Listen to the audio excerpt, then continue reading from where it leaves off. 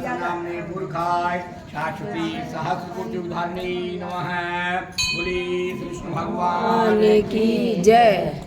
भगवान कहते हैं तत्पश्चात वृंदा ने स्वप्न में तेल लगाए हुए भैंसे पर चढ़े हुए अर्धनग्न जलंधर को देखा। काले पुष्पों की माला धारण किए हुए भूतों के साथ दक्षिण दिशा की ओर जाते हुए देखा। मुख और सिर को मुड़ाए हुए इत्यादि अंधेरी स्थितियों में जलंधर को देखा। अपना ग्राम सागर में समा गया है देखकर जाग पड़ी और सोचने लगी। जागने के अपशकुन सूर्य के अंदर छेद और स्थिर देखकर अरिष्ट मानकर भय से बेचैन होकर विलाप करने लगी। तत्पश्चात अपने आप को दुख में पाकर आराम के लिए गौशाला मकान की मंजिल पर बाग में गई। वहाँ एक बाग दूसरे बाग में गई किंतु सुख न पा सकी। तब वृंदा ने टहलते हुए दो राक्षस देखे जिनके सिंह के मुख थे। जब वहां से भाग लगी तो एक तपस्वी साधु की निगाह पड़ी जिसके साथ एक शिष्य था। मुझे बचाओ, इस प्रकार भयभीत वृंदा बाबा के कंठ से लिपट गई। तब उस भयभीत वृंदा को देखकर केवल हुंकार मात्र से ही साधु ने राक्षस को हटा दिया। हुंकार मात्र से राक्षस को जब गिरा हुआ देखा तो वृंदा दंडाकार नमस्कार करने लगे। दयालु, आपने मुझे बचाया है। मैं अपने स्वामी की जय और विजय के बारे में जानना चाहती हूँ। हे स्वामी, यह बताइए मेरा पति जो जलंधर नाम का है शंकर भगवान को करने गया हुआ है वह किस प्रकार का होगा। नारद जी कहते हैं वृंदा का वृतांत सुनकर दया पूर्वक मुनि ऊपर देखने लगे। इतने में दो बंदर नमस्कार के सामने आकर खड़े हो गए। कुछ देर बाद मुनियों ने नेत्रों का संकेत पाकर बंदर आकाश चले गए और आधा क्षण के अंदर ही उतर आ गए। अब की बार उन बंदरों को जलंधर का सिर और सिर लिए हुए देखकर वृंदा अचेतन अवस्था में भूमि पर गिर पड़ी। तत्पश्चात मुनि ने वृंदा के ऊपर कमंडल से जल डाला और चेतन अवस्था में लाई। तब वह अपने पति के मस्तक पर मस्तक रखकर विलाप करने लगी। रोती हुई कहने लगी, जिसने मुझे अच्छी बात से खुश किया है वह मुझसे बात क्यों नहीं करा है। मुनि महाराज, इसे जीवित करो, आप इसमें समर्थ हैं। वृंदा की प्रार्थना सुनकर मुनि ने कहा, तुम्हारे ऊपर कृपालु होकर हम कोई जिला सकते हैं किंतु भगवान शिव के द्वारा मारे हुए को जीवित करना में हम असमर्थ हैं। इतना कहकर ही मुनि महाराज अंतर ध्यान हो गए और पीछे ही दैत्य जलंधर खड़ा होकर हंसता हुआ वृंदा के पास आ गया। तत्पश्चात वृंदा अपने पति को देखकर प्रसन्न होती हुई उस वन में बहुत समय तक रही। इस प्रकार कई दिन के पश्चात विष्णु भगवान को देखकर मुनि के रूप में देखा। वह विष्णु के वृंदा हुई और धमका कर कहा, तुम्हारे स्वभाव को धिक्कार है।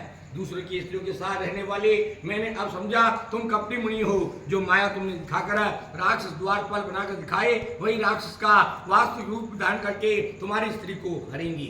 तुम वन वन में जाकर स्त्री दुख से वियोग होकर फिरोगे। जो तुम्हारा शिष्य बना वही बंदर का रूप धारण करके तुम्हारी सहायता करेगा और जाओ तुम शिला बनोगे। इस प्रकार श्राप दिया।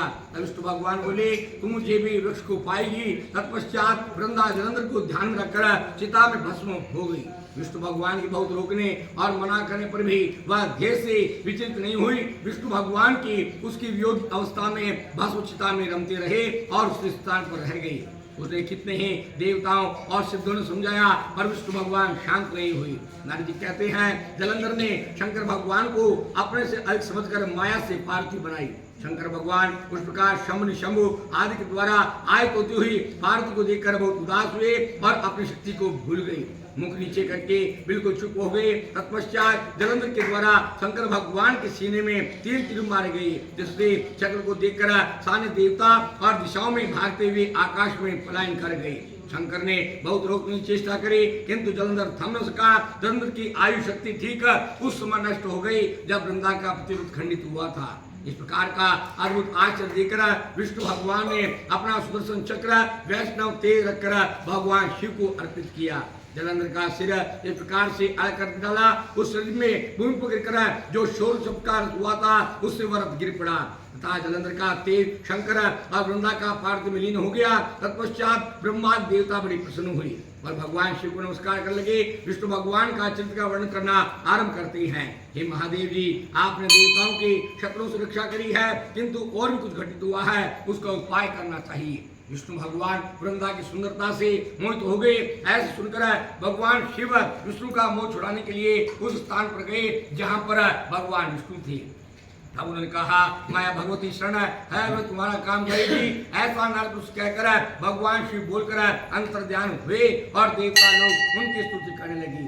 उत्पत्ति पालन नाश कारण सदगुण रजगुण तम गुण जिनसे उत्पन्न है, जिसकी इच्छा से यह जगत प्राप्त होता है, उस प्रकृति को हम सब लोग नमस्कार करते हैं। और जिसने 23 रूप धारण करके पालन किया, जिसके रूप और कर्मों को जड़ और स्त्रियों की कथा ब्रह्मा देवता नहीं जानते, उनको नमस्कार करते हैं। जिसके भक्त लोग दरिद्र अनादर और मोह को नहीं पाते, उसके मूल प्रति को मैं नमस्कार करता हूँ।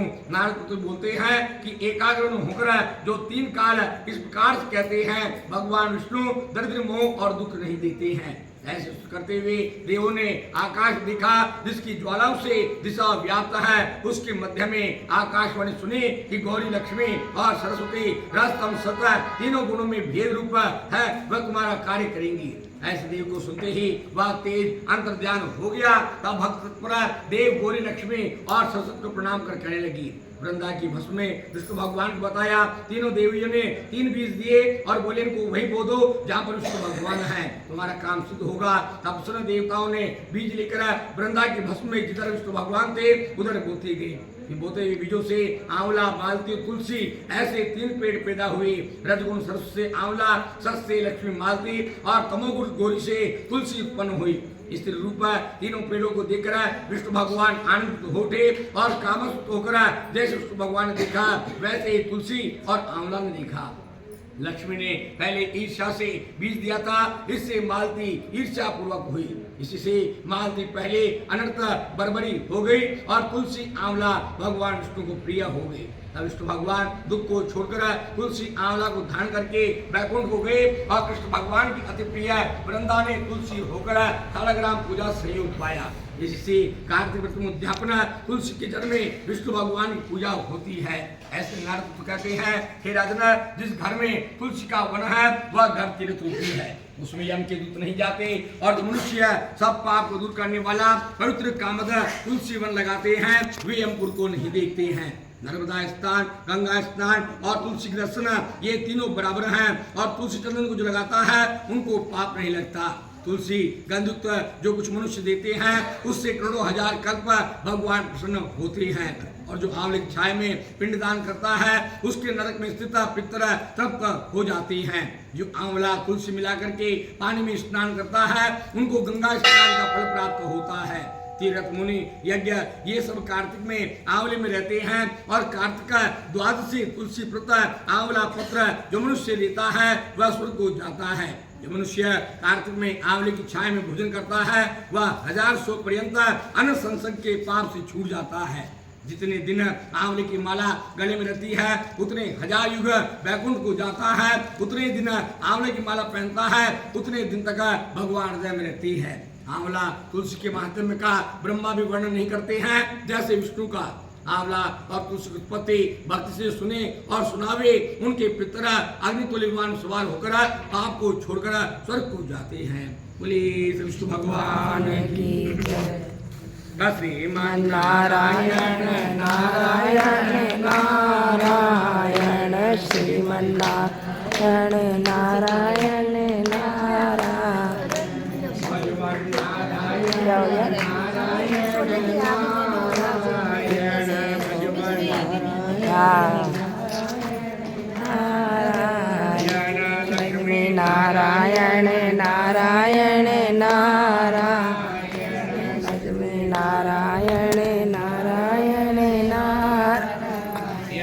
भजमन नारायण नारायण नारायण नारायण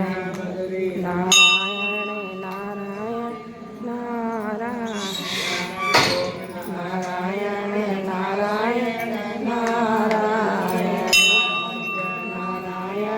नारायण नारायण श्रीमान नारायण नारायण भजमन नारायण नारायण